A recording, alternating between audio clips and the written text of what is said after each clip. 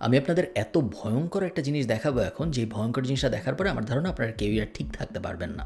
আমার স্ক্রিনে যদি আমরা যাই, আপনারা দেখতে পাচ্ছেন যে আমি একটা বইয়ের একটা চ্যাপ্টার খুলে রাখছি এবং এই চ্যাপ্টারটার নাম আত্মপরিচয় ও মানবিক আচরণ। খুবই সুন্দর নাম।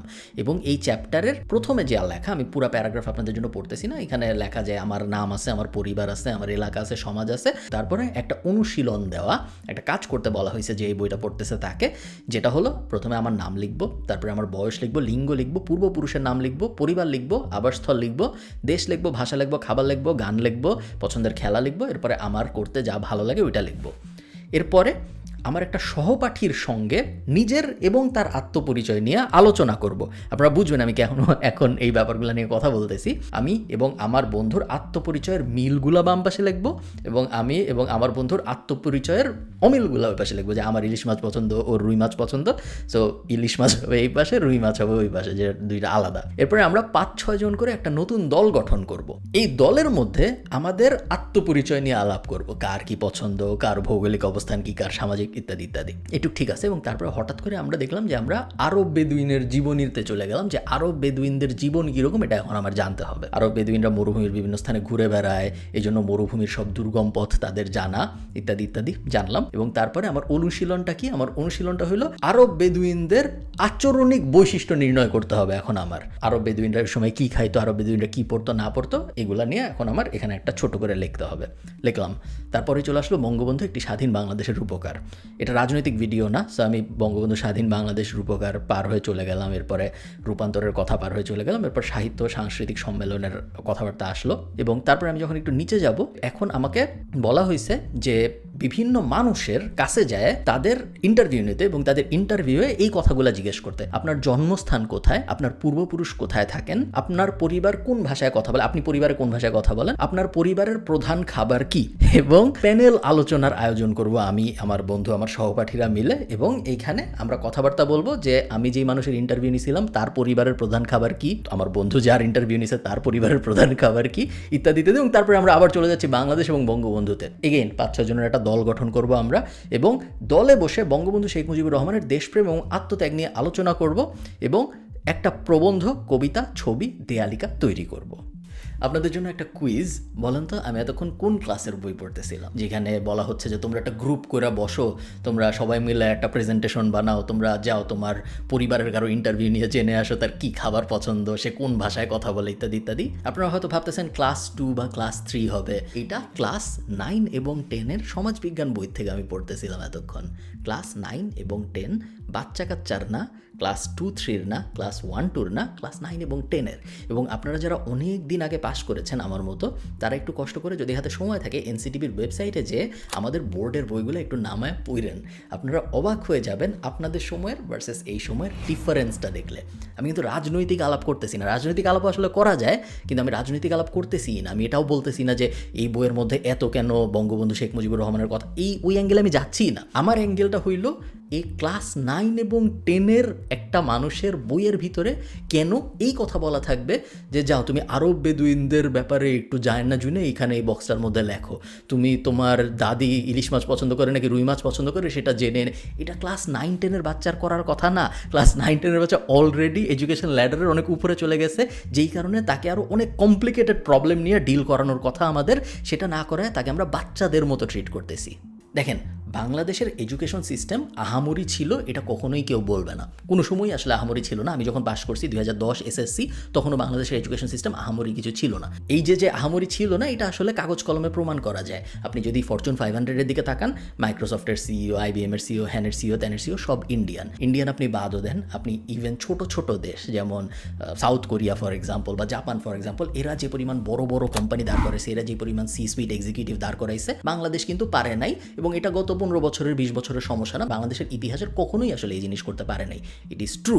বাট গত 20 বছরে এডুকেশন সিস্টেমের যে পরিমাণ ক্ষতি হয়েছে, সেই পরিমাণ ক্ষতি আমার মনে হয় না বাংলাদেশের অন্য কোনো সেক্টরের হয়েছে। কারণ এডুকেশন এমন একটা সেক্টর, যে সেক্টরের যখন একবার ক্ষতি হয় তখন এমন না যে আপনি একটু দুর্নীতি থামাইলেন ঠিক হয়ে গেল, বা আপনি কয়েকটা জিনিস কয়েকজনকে আদালতে নিলেন বা কয়েকজনের বিরুদ্ধে মামলা দিলেন ঠিক হয়ে গেল। জেনারেশনাল ইম্প্যাক্ট পড়ে। একটা মানুষকে যখন আপনি বাজে শিক্ষা দিয়ে তার স্কুল জীবন শেষ করান, তার কলেজ জীবন শেষ করান, তার ইউনিভার্সিটি জীবন শেষ করান, তার মানে সেই মানুষটা তার যে সন্তান জন্ম দেয় তাকে বাজে শিখায়, সেই সন্তানটা তারপরে তার যে সন্তান, সো থার্ড জেনারেশন যে, সেও বাজে শিক্ষা পায়। সো 3 জেনারেশনের ক্ষতি হয় এক জেনারেশনের বাজে এডুকেশনাল লেসেন্সের কারণে। এবং এই বাজে জেনারেশন আমরা অলরেডি 10 থেকে 15টা ক্রিয়েট করে ফেলছি, যার মানে হলো 3 পুরুষ ধরে আমাদের এই সাফার করতে হবে। আমি একটা ছোট গল্প বলি, গল্প আমি আগেও কোথাও বলেছি, বাট এই ইউটিউব চ্যানেলে হয়তো গোছায় বলি নাই।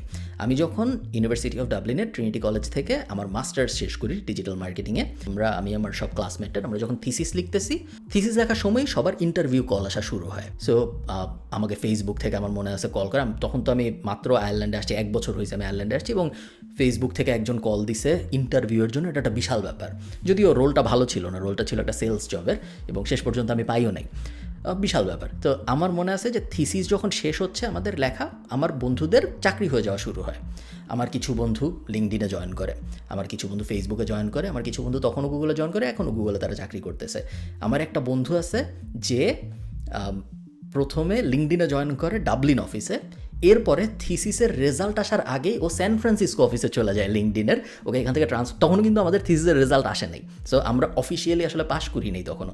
তার আগেই ও স্যান ফ্রান্সিসকো অফিসে চলে যায়। আমি তো জানি যে আমি গ্র্যাজুয়েশন করে ব্যবসা করবো, সো আমি চাকরি বাকরির জন্য অ্যাপ্লাই করতেছি না, বাট আমি দেখতেছি আমার ডানে বামে 2 দিকে মানুষজন এমন কোম্পানিতে জয়েন করতেছে যেসব কোম্পানিতে জয়েন করলে বাংলাদেশে হেডলাইন হয়। আপনারা জানেন জিনিসটা এত লজ্জার এবং কষ্টের যে বাংলাদেশে এমন মানুষ আছে যাদেরকে আমরা আইডিয়ালাইজ করি, যাদেরকে আমরা সেলিব্রিটি বানাইছি, তার কারণ তাদের যোগ্যতা হলো সে বিসিএসে ফার্স্ট হয়েছে, সে গুগলে চাকরি করে, এই ধরনের জিনিসপত্র।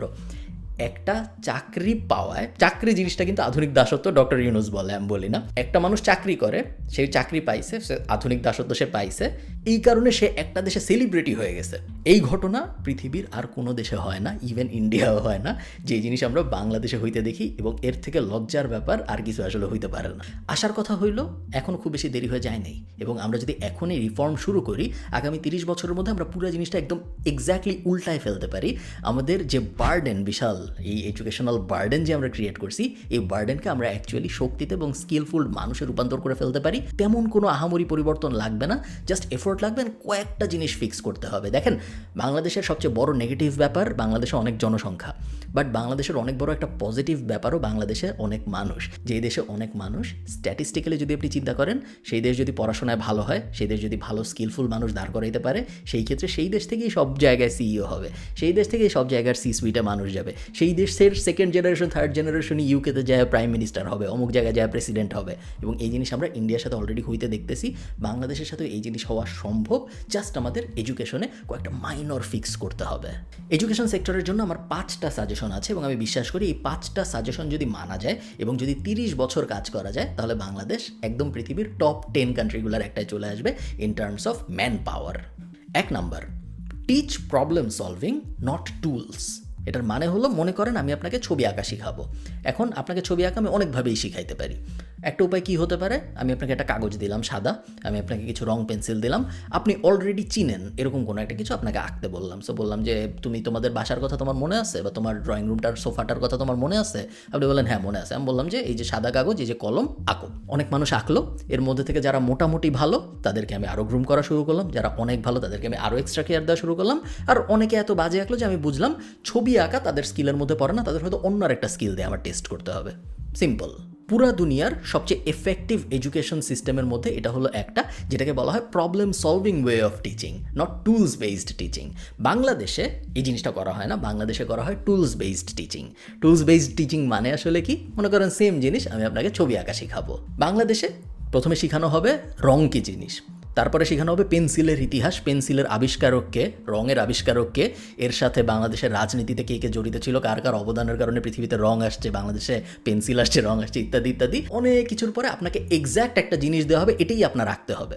এবং আপনি গ্রামের দৃশ্য আঁকবেন, ভালো, কিন্তু আপনি যদি ভুলে এভারেস্ট আঁকে বসেন, আমি যেহেতু এভারেস্ট, আমি অ্যাজ আ টিচার যেহেতু আমি এভারেস্ট চিনি না, আমি আপনাকে এই কারণে খারাপ মার্কিং দিব, কারণ আপনি এমন একটা জিনিস আঁকছেন যে জিনিসটা আমার নলেজের ভিতরে নাই।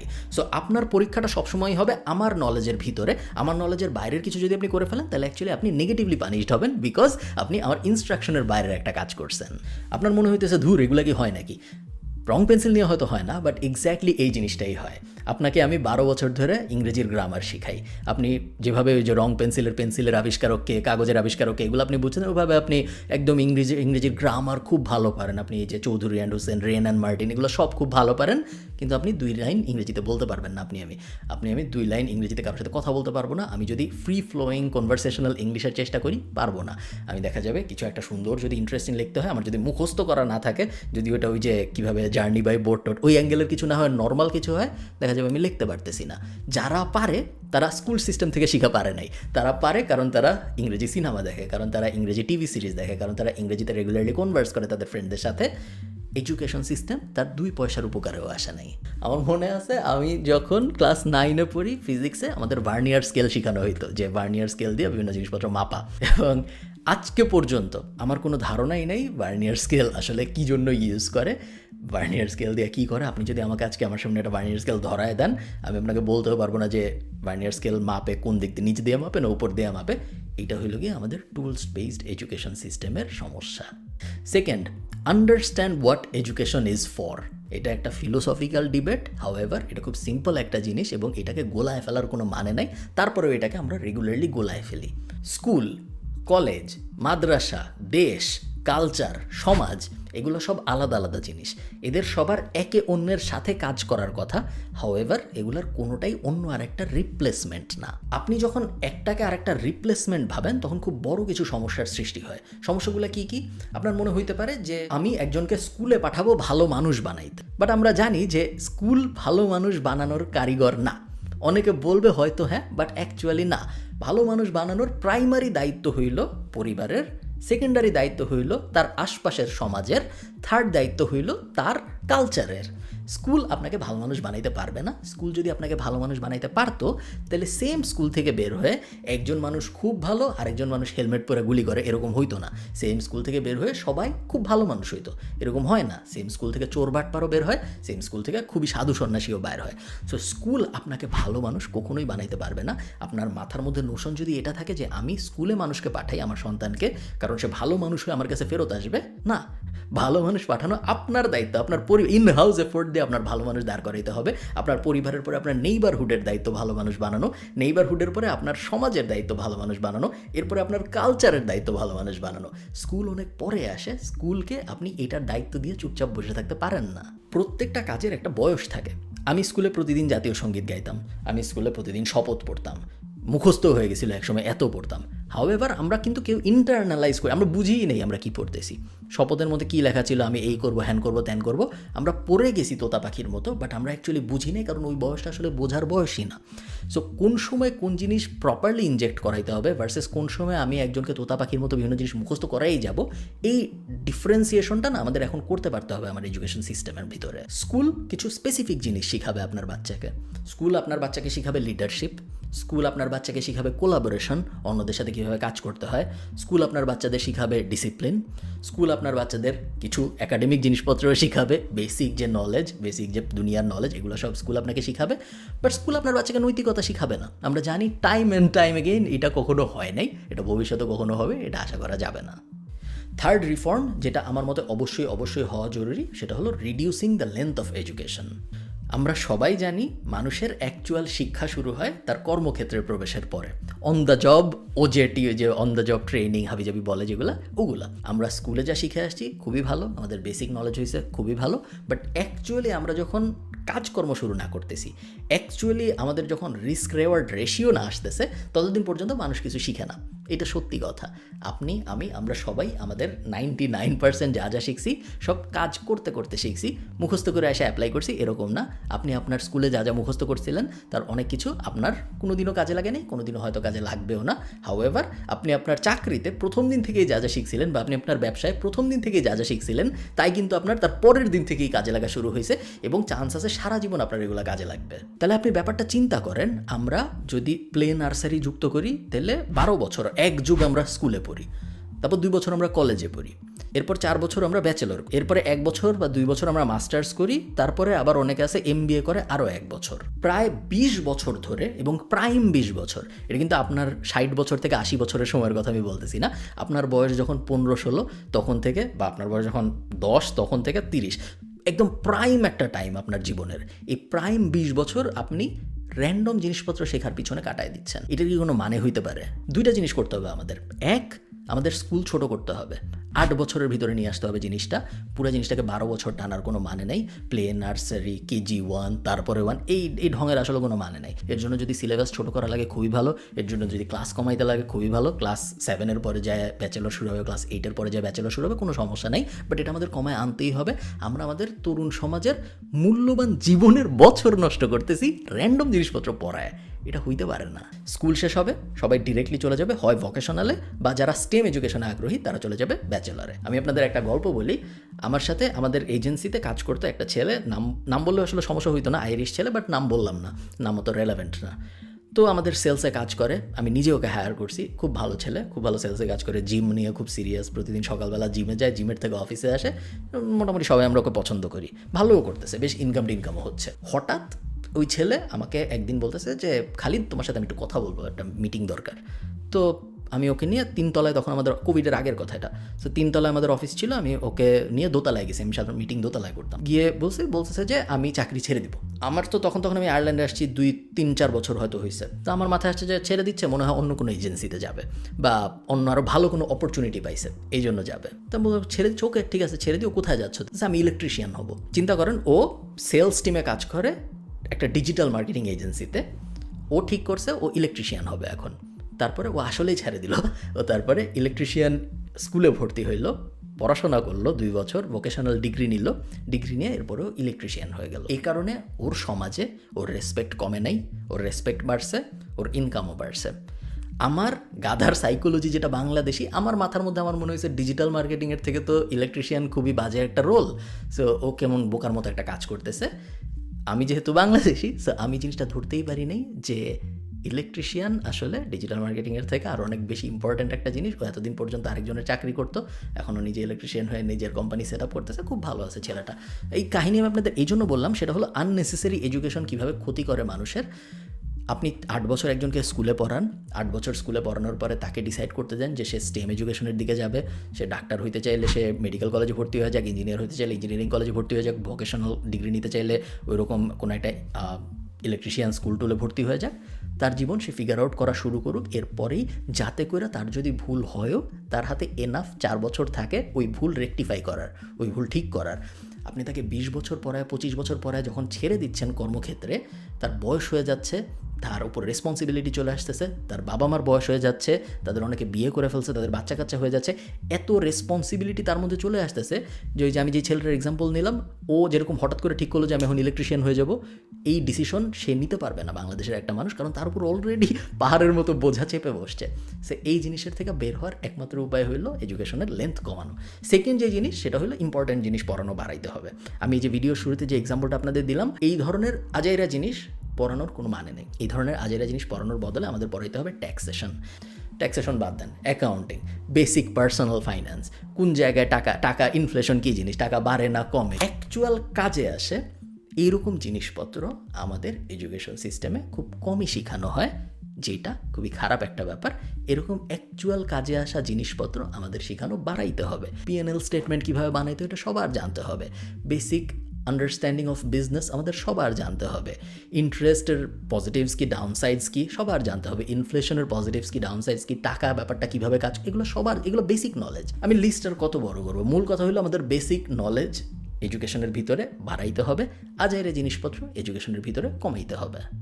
ফোর্থ, স্কুল সিস্টেমের ভিতরে এন্টারপ্রেনারশিপ ইনক্লুড করতে হবে, ইটস আ মাস্ট। কারণ আপনি যদি স্কুল সিস্টেমের ভিতরে এন্টারপ্রেনারশিপ ইনক্লুড না করেন, বাংলাদেশ এমনিতেই এন্টারপ্রেনারশিপ লাভিং দেশ না, আমরা ব্যবসায়ীদের ভালোবাসা দেশ না, এবং এটার অনেক যৌক্তিক কারণও আছে। আমরা ছোটোবেলা থেকে দেখে আসছি যে একজন ব্যবসায়ী বেশিরভাগ সময় একজন খারাপ মানুষ হয়েছে। এমনিতেই বাংলাদেশে বড় লোকদের খারাপ মানুষ ধরা হয়, কারণ ধরে নেওয়া হয় বড় লোকরা বেশিরভাগই অনৈতিক উপায়ে বড় লোক হয়েছে। সো বড় লোকদের উপরে একটা স্টিগমা আছে আমাদের। একই সাথে আমরা ব্যবসায়ীদেরকেও খারাপ মানুষ ধরি, কারণ ব্যবসায়ীদের উপরেও আমাদের একটা স্টিগমা আছে, এবং এই কারণে আপনারা দেখবেন কোম্পানির মালিকের অনেক সমস্যা হয় বিয়ে করতে, কোম্পানির মালিকের অনেক সমস্যা হয় ব্যাঙ্ক অ্যাকাউন্ট খুলতে। ওই সেম কোম্পানির যে চাকরি করে, যে প্রত্যেক মাসে বেতন পায় তারা তো সমস্যা হয় না কোনো কিছু করতে, কারণ তার চাকরি আছে। বাট যে ব্যবসা করে সে অনেক রিস্কের মধ্যে থাকে। সমস্যাটা কি হয় এতে সমস্যা যেটা হয়, জেনারেশনের পর জেনারেশন ব্যবসায় নিরুৎসাহিত হয়ে যায়। এটা হয়ে গেছে অলরেডি। গত 30 বছরে আপনি যে কোনো র্যান্ডম স্কুলের যে কোনো একটা বাচ্চার এইম ইন লাইফ উঠায় দেখেন, আপনি দেখবেন doctor engineer pilot, doctor engineer, কিছু কিছু ক্রিকেটারও হয়তো আপনি পাবেন, ব্যবসায়ী পাবেন না। সো মানুষের সাইকোলজিক্যালি এটা ভিতরে চলে আসছে যে ব্যবসা করা যাবে না আর যাই করি। ক্ষতিটা কি হইলো? ব্যবসা যদি না থাকে এমপ্লয়মেন্ট কোত্থেকে? জেফ বেজোস বা একজন ইলন মাস্ক লাখ লাখ মানুষকে চাকরি দেয়, লাখে লাখে চাকরি দেয়। অ্যামাজনে কাজ করে 4 লাখ বা 5 লাখ, মাইক্রোসফটে কাজ করে হয়তো 15 লাখ, ম্যাসিভ নাম্বার অফ পিপলকে চাকরি দেয়। এবং এই একটা মানুষের একটা কোম্পানি 20টা 30টা 40টা 50টা গার্মেন্টস ফ্যাক্টরির সমান। সো আপনি যখন ব্যবসায়ী হওয়াকে নেগেটিভলি দেখাবেন, তখন লং টার্মে আপনার দেশের ইকোনমি সাফার করবে। আপনার দেশ অন্য একটা দেশের উপর ডিপেন্ডেন্ট হয়ে যাবে, কারণ আমরা নিজেরা কিছু বানাই না, আমরা নিজেরা কিছু করি না।